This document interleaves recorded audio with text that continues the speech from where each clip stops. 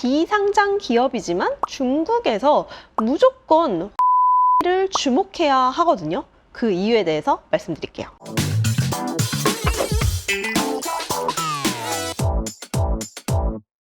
안녕하십니까. 미래에셋증권에서 중국 증시 열심히 보고 있는 박수진입니다. 때는 바야흐로 2022년 8월로 넘어갑니다.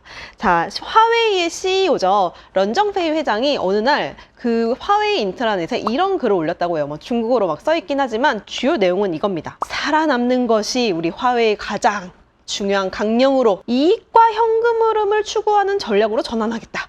향후 3년간의 위기를 대비하겠다. 라고 얘기를 합니다. 그랬더니 일어났던 일이 무엇이냐 하면 갑자기 그 다음날 중국 증시부터 해서 다 출렁거렸어요.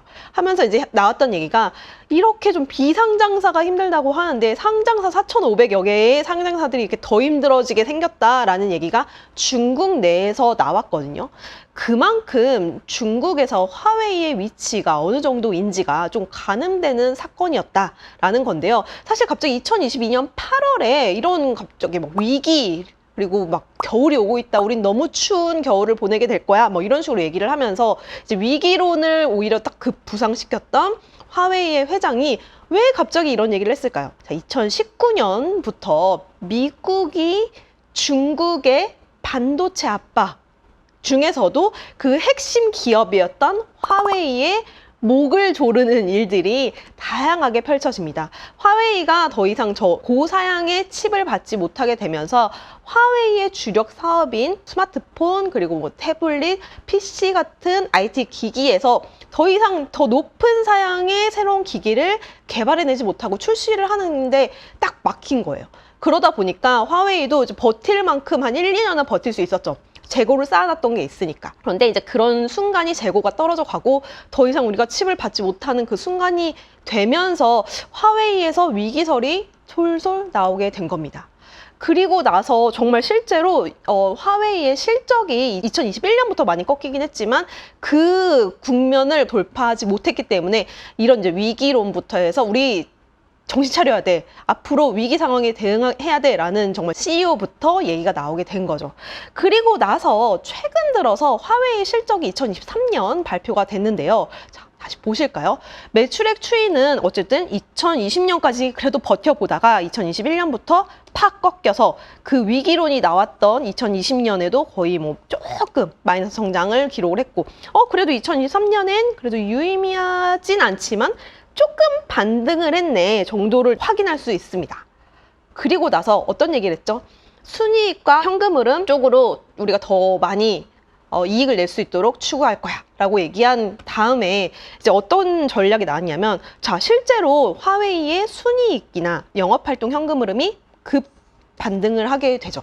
우선은 위기론이 나온 다음부터 화웨이 내부에서는 정말 굉장히 많은 고군분투를 한 것 같아요. 그래서 여러 가지 사업 정리할 건 정리하고 또 다시 집중할 것은 집중하고 여기에 제가 2023년에 여러 번 보이차에서 말씀드렸던 게 화웨이에서 전기차라든지 아니면 그리고 새로운 핸드폰을 내놨는데 그래도 SMIC가 7나노 칩을 개발했던 것들이 탑재가 되면서 중국 내에서는 굉장히 인기가 많아지고 있고 2023년에 스마트폰의 출하량 그리고 2024년까지도 출하량을 목표치를 높이고 있어 라고 말씀을 드렸거든요. 분위기가 2023년에 확 전환된 거예요. 화웨이가 실적을 그래도 2023년에 높일 수 있었던 계기는 그래도 스마트폰 쪽에서 새로운 기술을 돌파했고 SMIC와 이제 협력을 해서 기술 돌파를 이뤄냈고 그리고 시장에서 통신 설비라든지 뭐 클라우드, AI 관련된 것들 그리고 자동차, 전기차까지도 다양한 사업 영역에서 그래도 유의미한 좀 결과가 있었다라는 거거든요. 실제로 2023년 실적의 주요 사업별로 이제 좀 나눠서 성장 속도를 좀 비교를 해보면 통신 설비 같은 경우에는 5G라든지 여전히 통신 설비 인프라 같은 것들은 아직까지는 플랫한 성장을 이뤄냈지만 IT 기기에서 두 자릿수 성장을 이뤄냈다라는 거고요. 클라우드 쪽에서도 굉장히 좀 성과가 나타났습니다. 뭐 AI 관련된 것도 있고 뭐 클라우드 사업 영역에서도 화웨이가 다방면으로 지금 선전하고 있다. 라는 건데요. 사실 저희가 좀 비교를 해보면 알리바바에서는 클라우드 실적이 한 자릿수 성장을 기록을 했거든요. 근데 그 자리를 뭐 화웨이라든지 다른 뭐 차이나 모바일이라든지 다른 기업들이 중국 클라우드 시장에서 선전하고 있구나를 좀 반대로 확인할 수 있는 부분이고요.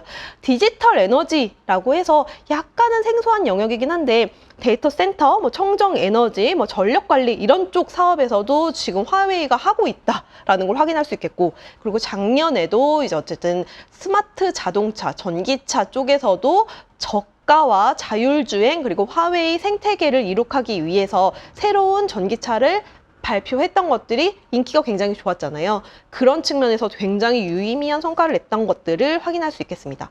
여기에 더불어서 위기라고는 계속 얘기는 하긴 했지만 R&D 비용을 아끼지 않고 있다라는 거. 거의 매년 20% 이상을 매출액의 20% 이상을 R&D 비용으로 계속 투자하고 있다라는 점이 화웨이 실적에서 그대로 보여지는 점이거든요. 그래서 이런 측면에서 굉장히 좀 위기 관리를 타이트하게 하면서 계속 성장 동력을 찾고 돌파하기 위해서 노력하고 있는 회사 라는 점이 좀 무섭기도 하면서, 그래도 어쨌든 중국 투자 시에는 화웨이의 움직임을 무조건 같이 봐야겠구나 라는 점으로 좀 귀결될 수 있을 것 같아요. 그리고 4월, 이제 올해 4월 들어서 또 다시 한번 중국의 화웨이가 계속 신제품 발표를 앞두고 있거든요. 아마 이 보이는 차이나를 보고 계실 때쯤이면 뭐 이런 메이트북 프로 시리즈라든지 즈지에라고 하는 새로운 전기차도 발표가 되었을 건데요. 시장에서 인기가 어느 정도 있을지는 모르겠지만 그래도 어쨌든 화웨이의 신제품이다. 그리고 이제 우선 국산화를 굉장히 많이 노력했던 제품이다라는 점, 그리고 계속 업그레이드 될 것이야. 뭐 여러 가지 이제 기대감을 바탕으로 신제품을 출시하고 있기 때문에 아마도 이제 단기적으로나 뭐 중장기적으로나 화웨이의 입지, 그리고 우리는 여전히 살아있어 라는 것들을 이런 식으로 계속 보여줄 것이다 라는 점에서 화웨이는 비상장 회사이긴 하지만 여기에 엮여있는 다양한 IT 기기라든지 전기차 밸류 체인들이 좀 수혜를 받을 가능성이 높아 보인다 라는 점 때문에 화웨이를 계속 주목해 봐야 된다 라고 말씀을 드리고 있는 겁니다. 중국 정부 차원에서 발전을 시키려는 대부분의 새로운 산업이 거의 모두 화웨이와 긴밀하게 연결되어 있습니다. 그렇기 때문에 어떤 사업 영역에서 이 화웨이가 유의미한 실적을 내는지, 그러면 그 산업에서의 뭐 발전 속도라든지 연관된 밸류체인 또는 섹터까지도 같이 연결해서 투자 기회를 찾아볼 수 있거든요. 그래서 그런 부분들을 같이 지켜보시면 좋을 것 같습니다. 저도 꾸준히 업데이트 해드릴게요. 오늘 보이는 차이나는 여기서 마무리하겠습니다. 감사합니다.